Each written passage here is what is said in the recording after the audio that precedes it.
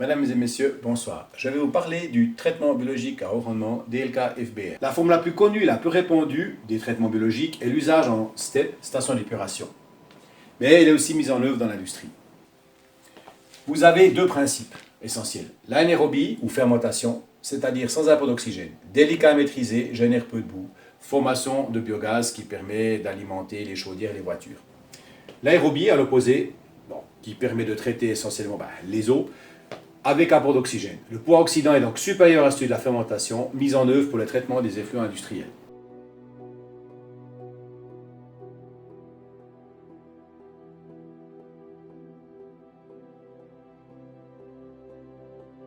Les trois types principaux des bioréacteurs aérobie.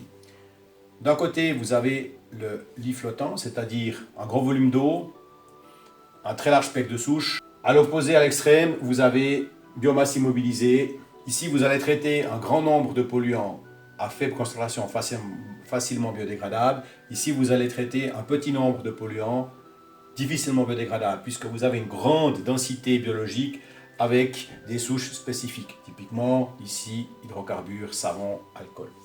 Et au milieu, vous avez la biomasse liquidisée qui peut traiter un peu des deux, qui est surtout utilisée en agro où on a des grosses charges organiques, donc des gros volumes de biomasse qu'on doit éliminer au fur et à mesure.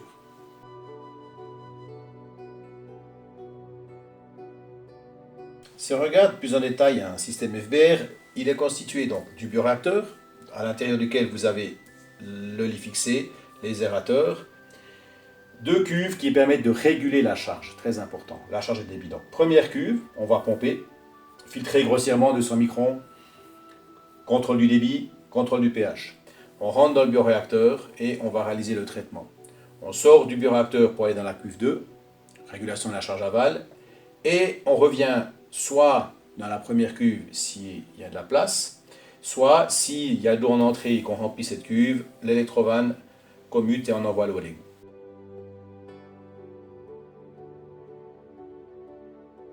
Ici, vous avez deux exemples. Donc, système biologique pour le traitement des effluents de ressuage avec deux bioréacteurs en série. Ici, on voit les entrées des différents aérateurs. Ici, vous voyez le dessus d'un bioréacteur, donc on voit le bullage par le dessous. Ici, on voit les différents aérateurs, un type de biologie, un autre type de biologie. Et ici, c'est quand on veut inséminer au démarrage, on prend des souches sélectionnées, on les trempe 1 heure à 35 degrés dans de l'eau, on brasse bien et on insémine les bioréacteurs.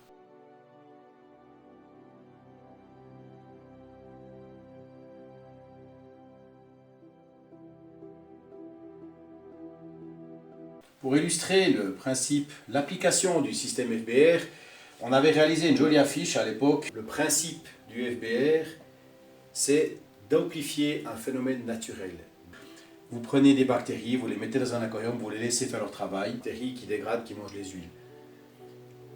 Généralement, beaucoup de gens veulent traiter les huiles, les matières organiques avec des physico-chimiques, en utilisant des réactifs, etc., avec des évaporateurs.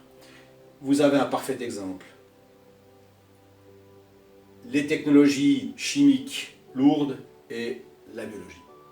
Donc pour, en conclusion, finir ce petit tuto, je vous montre ce joli certificat. Depuis 30 ans qu'on fabrique ces installations, on a réussi à obtenir le Swiss Label qui montre que c'est un produit suisse de qualité qui reflète nos valeurs.